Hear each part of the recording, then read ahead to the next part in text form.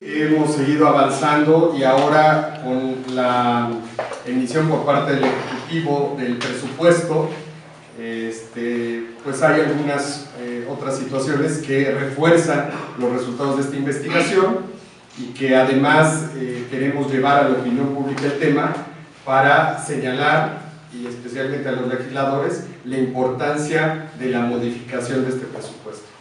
Y esto lo decimos bajo una premisa fundamental. El gasto educativo en México sigue siendo inercial y sigue respondiendo a una lógica tradicional y no rompe con los esquemas que se necesita y que van acorde no solo a la reforma educativa, sino a las necesidades de este país en la materia, ¿no? Entonces, el gasto sigue siendo inercial. Un círculo vicioso, pues existe una mala distribución del mismo. Esto trae consecuencias de baja cobertura, que a su vez influye en el bajo nivel educativo promedio y genera baja recaudación de impuestos, que por último ocasionará un bajo presupuesto sostenido en la educación. En la investigación encargada por Suma por la Educación, llamada Distribución y Efectos del Gasto Público en la Educación en México, al Centro de Investigación Económica y Presupuestaria CIEP, se identifican debilidades en el sistema, sobre todo en la distribución del mismo, tales como: primero, el gasto por niveles educativos, entidades federativas, no responde a las verdaderas demandas y carencias. El gasto se hace mayor, se hace en educación básica 69%, después en educación superior 17% y posteriormente en la media superior 12%, siendo que hay mayor demanda en este nivel de media superior. Mientras que la matrícula se encuentra distribuida principalmente en básica y después en media superior y por último en la superior.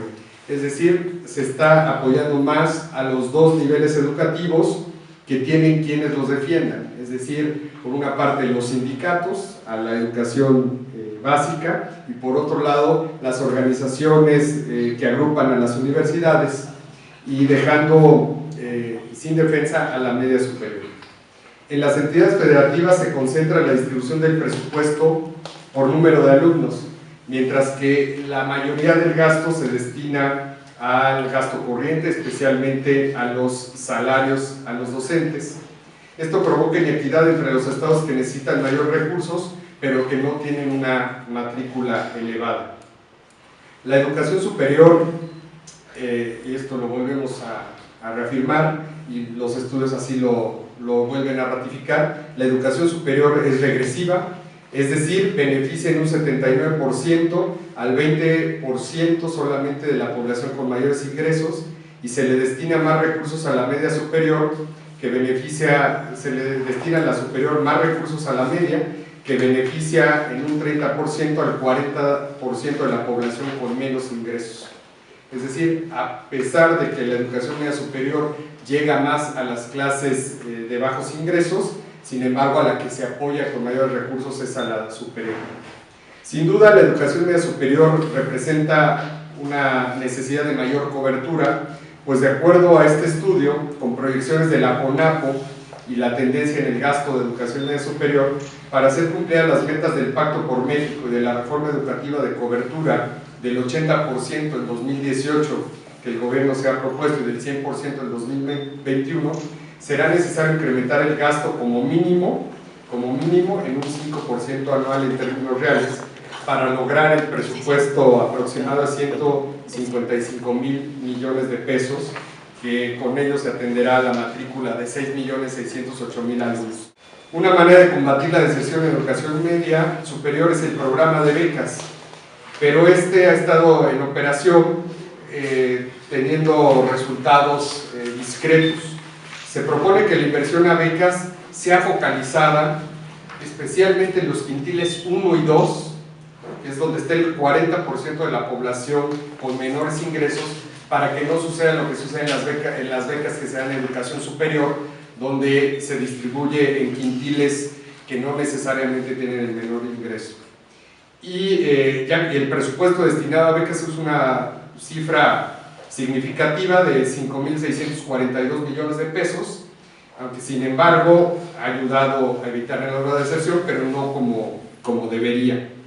Bueno, uno, sabemos y también está demostrado en los análisis internacionales, el elevar el presupuesto no garantiza ni una buena aplicación del mismo ni la mejora en la calidad. México es el segundo país de la OCDE que invierte más en gasto, que tiene mayor gasto educativo como total del gasto del gobierno. Solo nos gana Nueva Zelanda y después está México, de acuerdo a la OCDE, y sin embargo eso no nos garantiza ni la cobertura, ni la calidad de los programas, ni el aprovechamiento académico. También invertimos ya como inversión pública y privada más del 6% del PIB, lo que nos coloca arriba del promedio también de los países de la OCDE, y sin embargo sabemos que en aprovechamiento estamos en el último lugar, compartiéndolo con Turquía. Entonces, no hay una incidencia clara, y así nos lo demuestran las cifras, entre incrementar el presupuesto y con eso tener mayor aprovechamiento o mejorar la aplicación del gasto. Si tú le haces la pregunta, bueno, hoy por hoy, ¿por qué hubo estos cambios en el presupuesto de educación? Pues a lo mejor las razones van a ser muy vagas. Lo que estamos encontrando es que la mayoría de los rubros se mueven inercialmente. Nosotros quisiéramos esperar un análisis de incidencia mucho más detallado, mucho más profundo, mucho más específico, que dijera, el gasto público en educación está atendiendo tal y cual demanda y lo estamos planeando de tal y cual manera. Esto no se ve ahorita. Entonces, si no va acompañado el gasto de un análisis de incidencia y de una exposición de motivos muy claro, vamos a seguir siendo víctimas de este gasto inercial que hoy por hoy, en cuanto a el gasto en educación pública, puede ser donde más eroga el gobierno. Entonces necesitamos en primer lugar mayor exposición de motivos, información a la opinión pública, a los medios, organizaciones, expertos interesados en el tema educativo para poder comprender esas variaciones. Entre ellas, el tema de las evaluaciones, el tema de profesionalización docente y el tema de cobertura. Sin embargo, el defecto de nuestro presupuesto no está solo en los montos, sino está en la aplicación y distribución. Como está la tendencia, y en donde por las cuestiones demográficas la población o la mayor demanda educativa está en la educación media superior, el presupuesto sigue siendo insuficiente. Se avanzará en algo y ayudará a esta tendencia para tal vez lograr esa meta en el 2018 que tiene el gobierno del 80% de cobertura, pero aún así es insuficiente, y no se diga ya en la superior. Y en la básica, sobre todo, las dudas, y lo que creemos es que si no se cambia la distribución y nuevamente se aplica más, no solamente al gasto corriente, sino a los programas en sí directos a beneficiar a las escuelas de la población, pues no tendrán los efectos debidos. ¿Hay margen en el presupuesto para cubrir todas estas cuestiones de la reforma educativa? La respuesta corta sería sí, no implica, no vienen etiquetados para utilizarse en eso. Nosotros no estamos por eliminar o echarle la culpa a alguien en específico. Simplemente creemos que todo el Estado mexicano ha sido corresponsable de esta falta de avances en la educación, desde la no participación, a veces de la sociedad, hasta líderes, personas que se han enriquecido a costa de ellas. Justamente ahora que viene todo este tema de reforma fiscal, de presupuesto, lo empaten con las necesidades de la educación. Porque ese ha sido, como decía el licenciado Villarreal, otro de los grandes problemas, ¿no?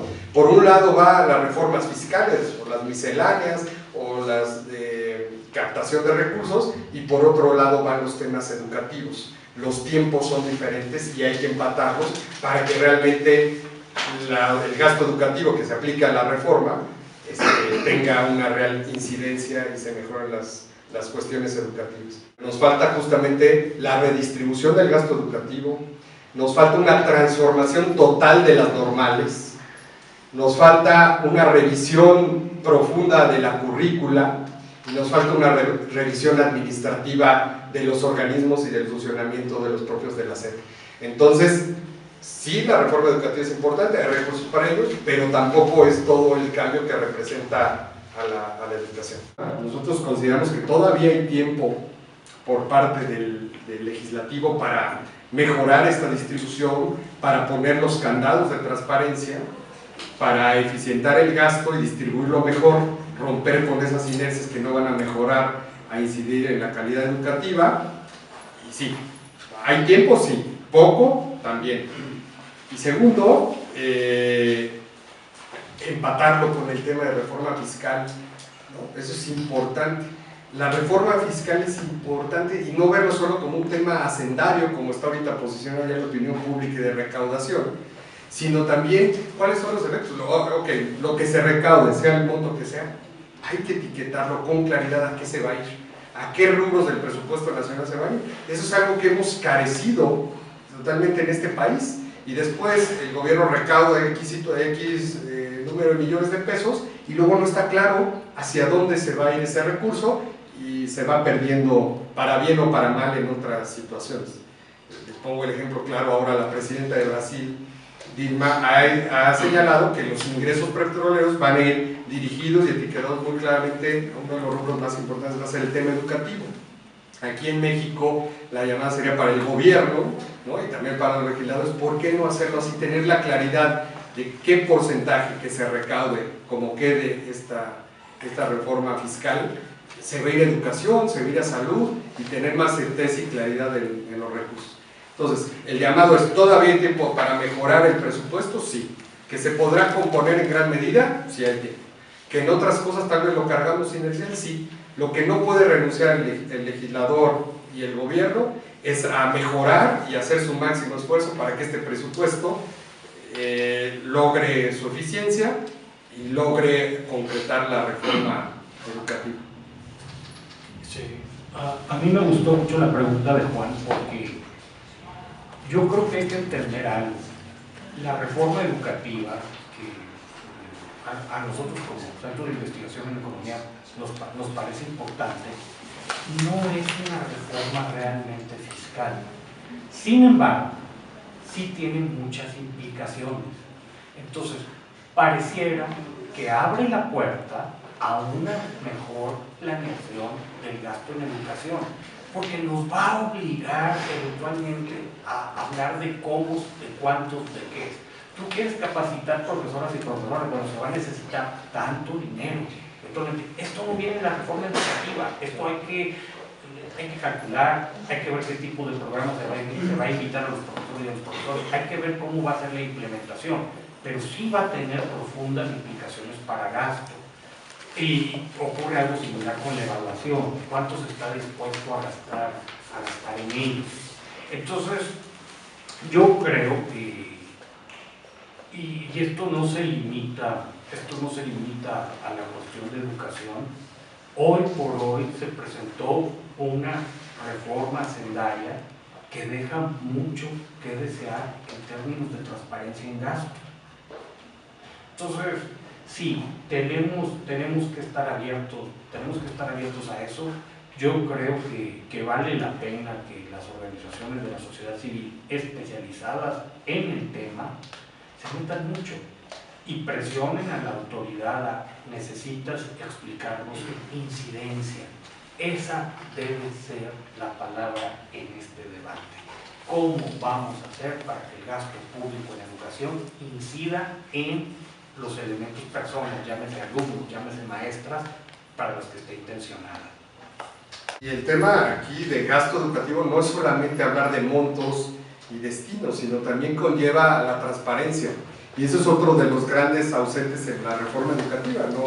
No se habló en ninguna de las leyes secundarias del tema de transparencia. Por eso será sustantivo analizar el gasto en uso y destino y eficiencia del recurso, y también en cuestión de transparencia y eficiencia para mejorar calidad y equidad, ¿no? Ese es el fondo y el sentido de ahora estar impulsando este tema tan importante del gasto educativo y su distribución.